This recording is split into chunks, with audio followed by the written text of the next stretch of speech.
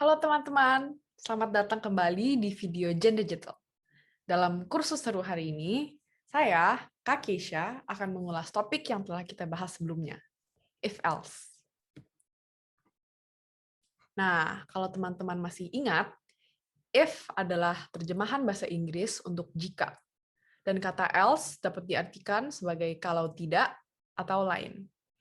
Jadi, jika kita sambungkan if dan else, kita akan mendapatkan perintah yang memiliki dua kemungkinan yang berbeda, dengan membandingkan satu kondisi.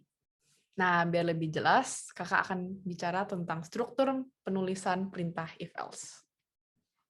Pertama-tama, tulislah kode if. Lalu, tulislah kondisi yang akan diperiksa oleh komputer. Agar mudah dipahami, kakak namain kondisi sebagai kondisi 1. Lalu, di baris berikutnya, kita akan menuliskan kode program yang akan dijalankan jika kondisi 1 berisi nilai true atau benar. Karena perintah 1 adalah bagian dari if, kita berikan spasi atau tab agar lebih masuk ke sebelah kanan. Sekarang kita lanjutkan lagi untuk perintah else. Else akan dijalankan jika kondisi 1 berisi nilai false atau salah. Karena kita sudah menulis semua kondisi dan perintah untuk kode, kita dapat menutup fungsi if-else dengan menulis and if di akhir. Ingat ya, dalam bahasa Inggris, and berarti berhenti. Jadi sangat penting untuk menulisnya agar fungsi if-else selesai. Sudah mengerti? Baiklah, mari kita lanjutkan ke contoh pertanyaan.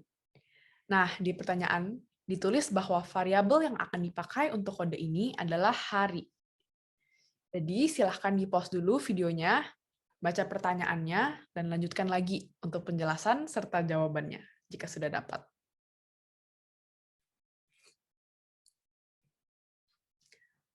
Langkah pertama adalah untuk menyatakan variabel hari. Karena jam menunjukkan jam 9 pagi, bisa dilihat di sebelah kiri, itu adalah cuplikan dari pertanyaan, maka hari sama dengan pagi, karena jam 9 adalah pagi. Berikutnya, kita akan menulis kode if. Jika hari masih pagi, maka cetaklah selamat pagi. Nah, sekarang kita akan menulis kondisi, yaitu if hari sama dengan pagi. Lalu apa yang dilakukan jika hari masih pagi? Kita bisa lihat lagi di pertanyaan sebelah kiri bawah, cetak selamat pagi. Jika harinya sudah tidak pagi, maka kita harus mencetak selamat bekerja. Karena topik ini hanya membahas dua kemungkinan, tidak perlu menulis ulang kondisi untuk else. Karena jika hari tidak pagi, kode program cetak selamat pagi tidak akan dijalankan. Ingat ya teman-teman, jika adalah terjemahan else atau kondisi yang merupakan lawannya perintah if. Nah, di video ini ada topik baru, yaitu operator. Mungkin beberapa dari adik-adik sudah mengetahui topik ini, tapi kita bahas lagi ya. Simbol atau operator sangat penting, karena membantu mempersingkat input yang teman-teman tulis. Misalnya, daripada mengatakan 8 lebih besar dari 5. Wah, panjang tuh kata-katanya. Kita dapat mempersingkatnya dengan angka dan simbol. Untuk menjadi 8, dan mulut buaya yang menghadap ke kiri, 5. Beberapa operator atau simbol penting yang perlu kita pelajari adalah sebagai berikut. Mulut buaya menghadap kiri dapat diterjemahkan lebih besar dari. Mulut buaya menghadap kanan dapat diterjemahkan lebih kecil dari. Mulut buaya dengan garis yang menghadap ke kiri dapat diterjemahkan lebih besar atau sama dengan. Dan terakhir, mulut buaya dengan garis yang menghadap kanan dapat diterjemahkan lebih kecil dari atau sama dengan. Inilah cara mudah dan efektif untuk mengingatnya. Mulut buaya menghadap kiri merupakan huruf B dari kata besar. Dan mulut buaya menghadap kanan merupakan huruf K dari kata kecil. Mantap. Sekarang mari gunakan apa yang kita pelajari barusan. dan menggabungkannya dengan pelajaran pertama kita. Silakan di-pause dulu videonya dan coba kerjakan. Kalau sudah selesai, play lagi ya videonya untuk penjelasan serta jawabannya.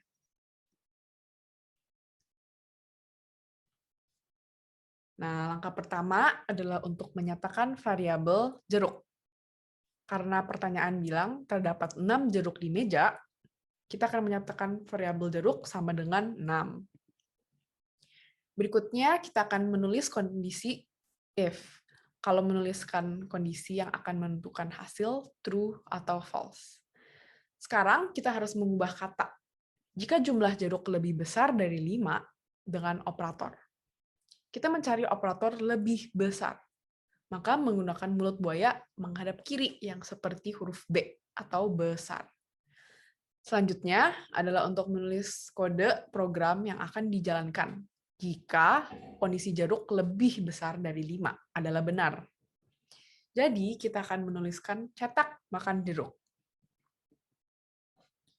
Namun, jika jeruk tidak memenuhi kondisi, maka akan melewati kode if dan langsung ke kode else. Lalu program kode untuk kode else adalah cetak jeruk tidak cukup. Ingat, jika adalah terjemahan else. Karena kode kita sudah selesai, kita tutup deh dengan end if. Mari kita lanjut dan coba menyelesaikan soal yang sedikit lebih susah. Silahkan di-pause dulu videonya, baca pertanyaannya, dan coba kerjakan. Kalau sudah selesai, play lagi videonya untuk penjelasan serta jawabannya.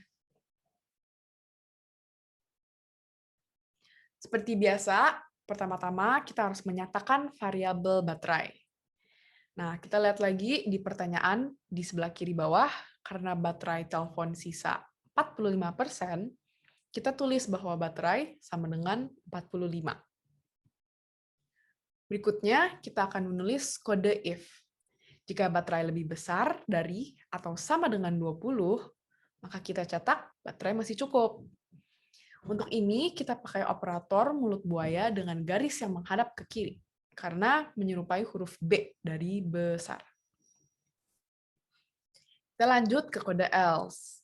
Jika baterai tidak lebih besar dari atau sama dengan 20, artinya kita akan melewati kode if dan melanjutkan ke kode else. Maka kita akan mencetak baterai tidak cukup. Dan kita tutup deh pakai end if. Terima kasih semua sudah mendengarkan video ini. Sampai jumpa di video minggu depan. Jangan sungkan ya untuk bertanya kepada kakak pembimbing masing-masing kalau masih ada pertanyaan. Dadah!